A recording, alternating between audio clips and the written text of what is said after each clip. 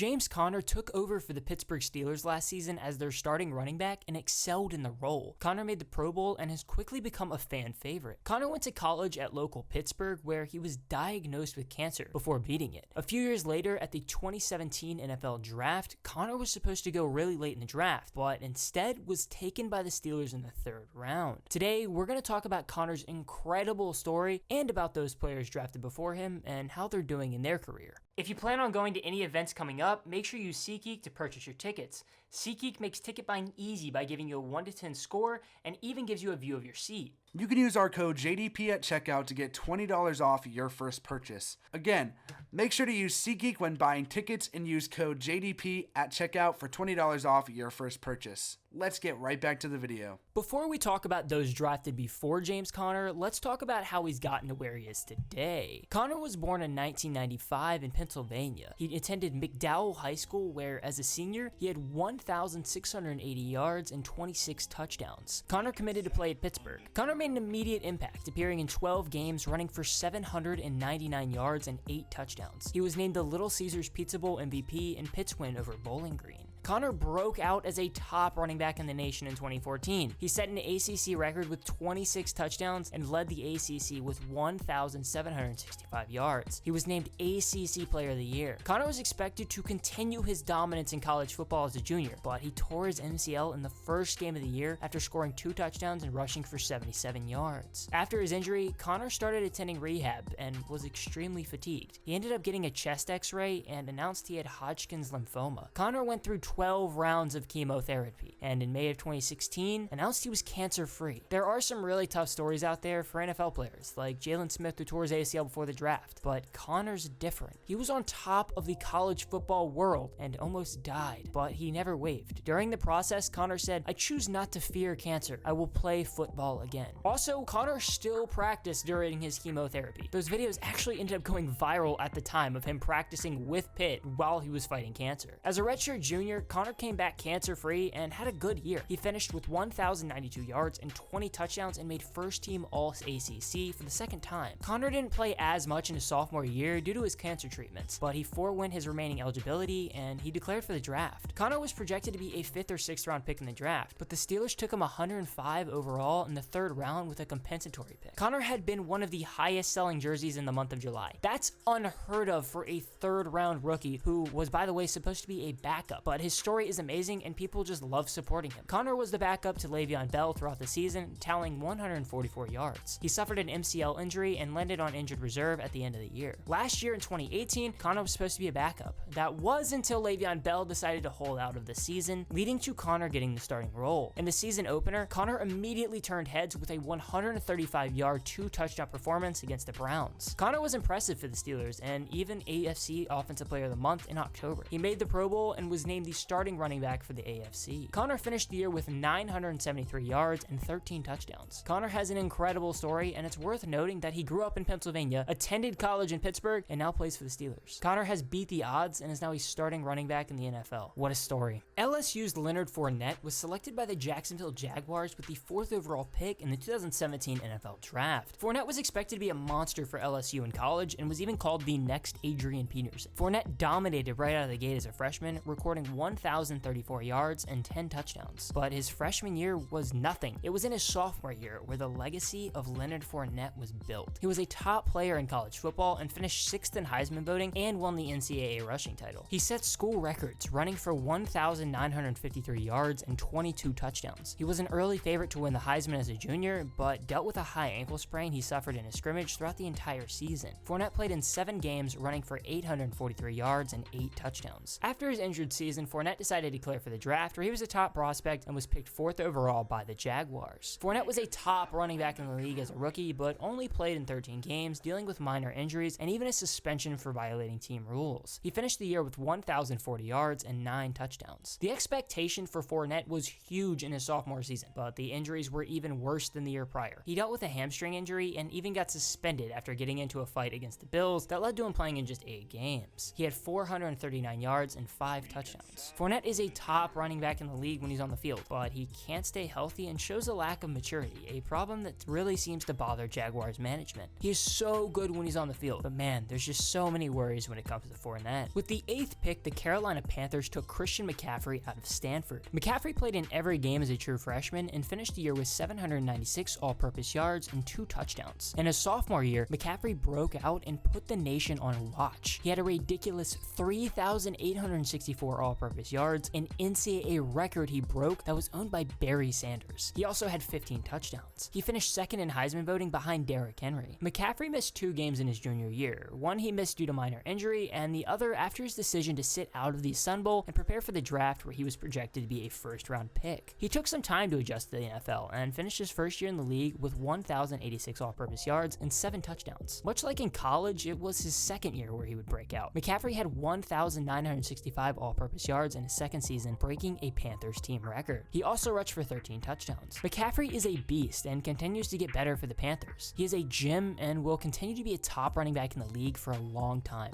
Florida State's Dalvin Cook was taken with the 41st pick in the second round by the Minnesota Vikings. Cook was in a timeshare as a true freshman and finished the year with 1,008 yards and 8 touchdowns. In his sophomore year, Cook broke the Florida State record for rushing yards with 1,691 and had 19 touchdowns. Cook continued to dominate as a junior and ran for 1,765 yards and 19 touchdowns. He ultimately decided to forego his senior season for the draft, where he was projected to be a top running back in the class, but due to the off-the-field issues and injuries, he dropped to the second round of the Vikings. Cook started his rookie year with an incredible week 1 performance where he ran for 127 yards. He showed a lot of potential early, but in week 4, tore his ACL and missed the remainder of the season. Cook finished with 354 yards and 2 touchdowns. Cook started off strong in his sophomore season with a 95-yard performance against the 49ers, but once again, Cook dealt with injuries and only suited up in 11 games. He had 615 yards and 2 touchdowns. Cook is so talented, but much like Fournette, can't stay on the field. The Cincinnati Bengals took Oklahoma's Joe Mixon with the 48th selection. Mixon didn't play his first year at Oklahoma after being suspended due to an assault charge. He punched a woman, breaking bones in her face and caused her to need surgery. The single mistake has greatly impacted his life. As a redshirt freshman, Mixon had 1,109 total yards and 11 touchdowns. As a redshirt sophomore, he had 1,815 yards and 15 touchdowns in his breakout season. He decided to forego his final 2 years of eligibility to declare for the draft. Mixon received grades that put him in the first round, but was expected to slip to at least the 3rd round due to his assault charge. The NFL didn't even invite him to the combine, but he was still taken with the 48th pick by the Bengals. Mixon had a solid rookie year for the Bengals, appearing in 14 games. He had 913 yards and 4 touchdowns. Mixon was poised for a breakout 2018 campaign and delivered as he led the AFC with 1,168 rushing yards in just 14 games. He had 1,464 all-purpose yards and 9 touchdowns in his sophomore season. Mixon is talented, but doesn't help that he plays for the Bengals, and he's gotten into some off-the-field issues. Most recently, a parking ticket. He ripped it up and ended up threatening a police officer with his car. Not very mature. The New Orleans Saints owned the 67th pick in the 3rd round, where they took Alvin Kamara out of Tennessee. Kamara started his collegiate career at Alabama, where he had knee surgery and was low on a running back depth chart behind future NFL running backs Derrick Henry, TJ Yeldon, and Kenyon Drake. Due to behavioral issues, he was suspended from the team and decided to transfer out to Hutchinson Community College. As a redshirt freshman at Hutchinson, he had 1,469 yards and 21 touchdowns, making him a top JUCO player in the nation. He decided to transfer to Tennessee, where he was a key contributor, sharing the backfield with current NFL players John Kelly and Jalen Hurd. Kamara had 989 all-purpose yards and 10 touchdowns in his first year at Tennessee. As a redshirt junior, Kamara was still in a split backfield as he ran for 988 yards and 13 touchdowns. He decided to forego his final year to enter the draft and was projected to be a 2nd-round pick. After being drafted by the Saints, Kamara came into the league splitting carries with Mark Ingram, and as a rookie, took the NFL by storm and dominated for the Saints. He was named NFL Offensive Rookie of the Year and made the Pro Bowl behind his 1,554 all-purpose yards and 13 touchdowns. Last year, Kamara didn't even slow down and jumped to 18 touchdowns and 1,592 all-purpose yards. He made the Pro Bowl for the 2nd consecutive year. Kamara is a beast and joins McCaffrey as the 2 top-tier running backs in this draft. With the 86th pick, the Kansas City Chiefs selected Toledo's Kareem Hunt. Hunt got snaps for Toledo as a true freshman, racking up 866 yards and 6 touchdowns. He missed 3 games as a sophomore due to injury, but had the best season of his collegiate career. career. He finished with 1,631 yards and 16 touchdowns and was named MVP of Toledo's GoDaddy Bowl victory against Arkansas State. Hunt has dealt with multiple discipline issues in his career, the first of which popping up in his junior season where he was suspended for violating team rules. Hunt finished his junior season with 973 yards and 12 touchdowns. Hunt saw a ton of work as a senior and got his first glimpse of catching passes out of the backfield. He ended the year with 1,878 all-purpose yards and 11 touchdowns. His 4,945 career rushing yards at Toledo is a record. Unlike Mixon, Hunt wasn't a late round pick due to off-the-field issues, just his play warranting a third-round selection. Andy Reid is known for his running back success, and after starter Spencer Ware went down in the preseason, Hunt assumed the starting role for the Chiefs. In Week 1 against the Patriots, Hunt fumbled his first career snap. He then went on to finish with 246 scrimmage yards and 3 touchdowns in his debut. Hunt made the Pro Bowl in his rookie season and ended up being the league's leading rusher thanks to Todd Gurley and Le'Veon Bell sitting out the final week. He finished with 1,782 yards and 11 touchdowns from scrimmage. Hunt remained the Chiefs starter and in his first 11 games tallied 1,202 yards and 14 touchdowns last year. It was then when a video of Hunt in an altercation surfaced from February. In the video, he is clearly hitting a woman and eventually kicks her when she's downed. He was untruthful about the incident and was released from the Chiefs. Hunt signed with the Browns in February of 2019 and will serve an 8-game suspension. He got into a bar fight in June but wasn't charged. Hunt is a stud when he's on the field, but he might not be worth the headache of off-the-field issues.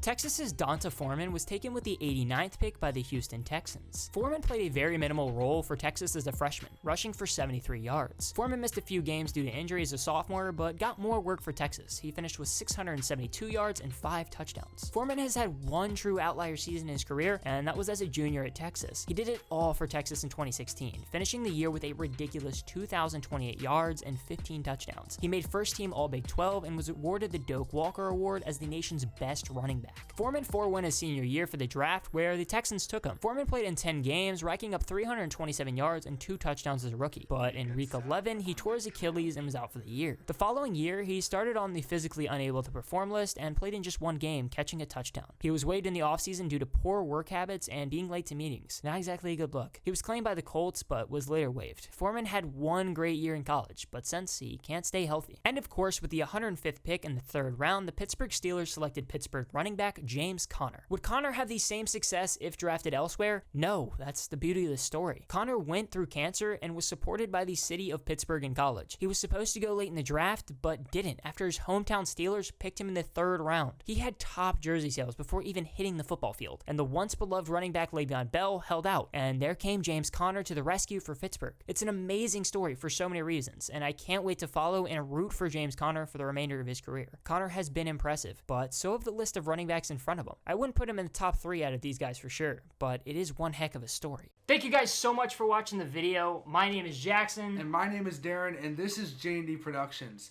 So if you don't already know what type of videos we basically make videos revolving around sports. We eventually want to work to make this our full-time job, and we're working really hard currently to make great content for you guys. And if there's anything you can do to help us, please share this video. Tell your friends about it, tell your family about it. Make sure you go share it on Facebook, Twitter, Instagram, any of those above. All the social just media. go help us grow. We're just trying to grow this channel. We're trying to make better content, and we really appreciate it if you help get the word out about our channel. And if you guys want to help us out any more than you already have by sharing and watching this video, please go ahead and click that link down in the description for Patreon. If you guys don't know what a Patreon is, it helps us make better content for you guys. And that is strictly what it's for. We don't want to take your money. We don't want to steal your money. We just want to make better content for you guys. We're 2 broke college students, and we're just trying to make this our full-time gig. So if you have the generosity in your hearts to help us out a little bit more, please click that link down in the description. But again, if you don't have the money, don't worry about it. We don't have money either. But again, thank you guys so much for watching. Make sure you go share this video as much as you possibly can. Help us get our name out there. And thank you so much for watching. We'll see you guys in the next video. Peace.